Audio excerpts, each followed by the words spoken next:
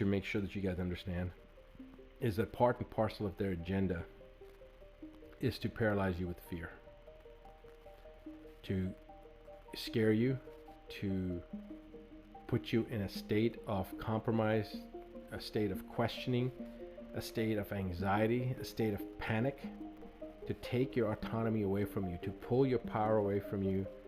And there's a lot of stuff that's going on that's hitting us on an energetic level. I've been getting hit quite hard. I don't know from what or from how, but there's things that are happening and I can't even understand or explain them.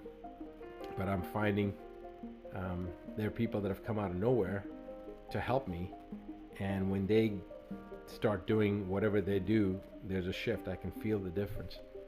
So there is a massive spiritual war that we are in the middle of, which many of us may not be cognizant of, but it's going on. So it's the simplest thing that we can do to create the vibrational frequency of love.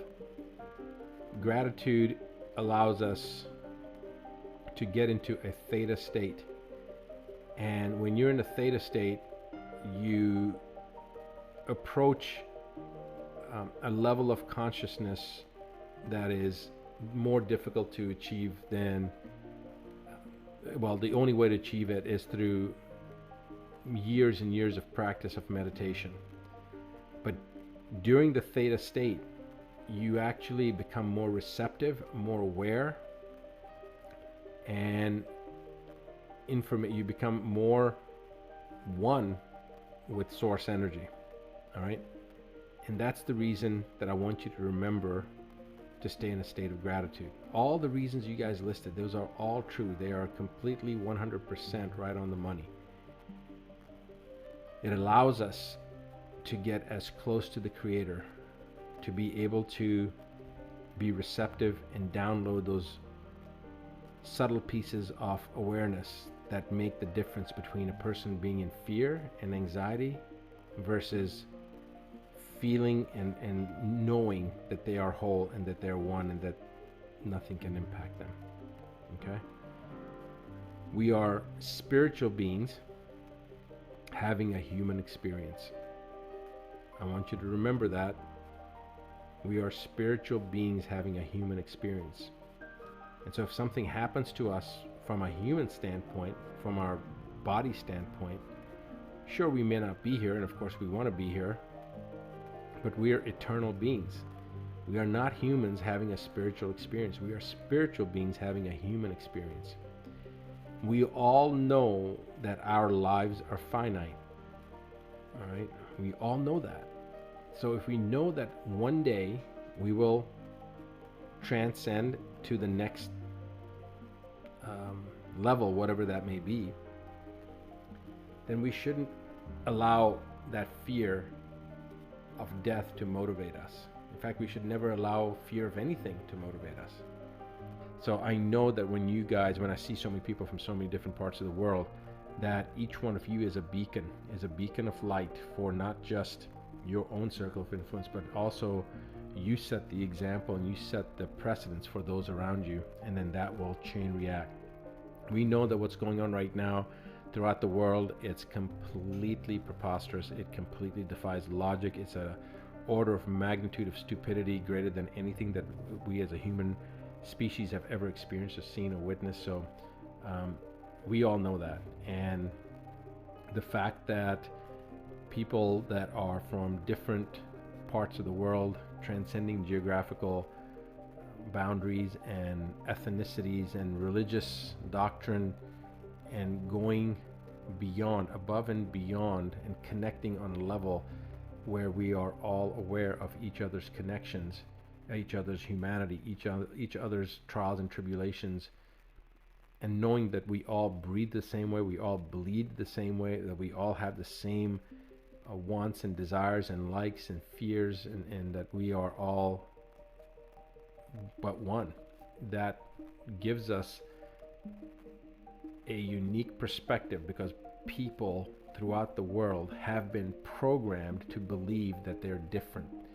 Okay, that if you're Jewish, you're different from the Muslims, and if you're Muslim, you're different from the Christians, and if you're Christian, you're different from the Hindus. If you're black, you're different from the whites, and if you're white, you're different from the Chinese, and if you're from red skin or brown skin or yellow, whatever.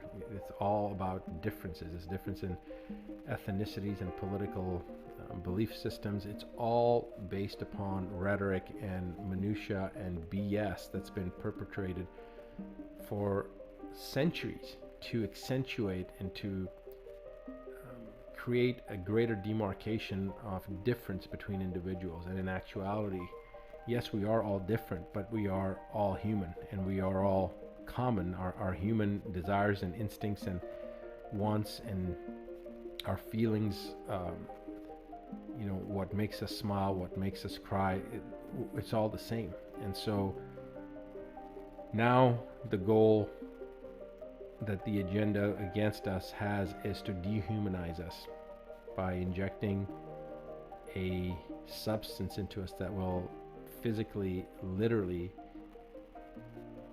transform us into something that is lesser what we are, lesser human, lesser what we have recognized makes us human, and more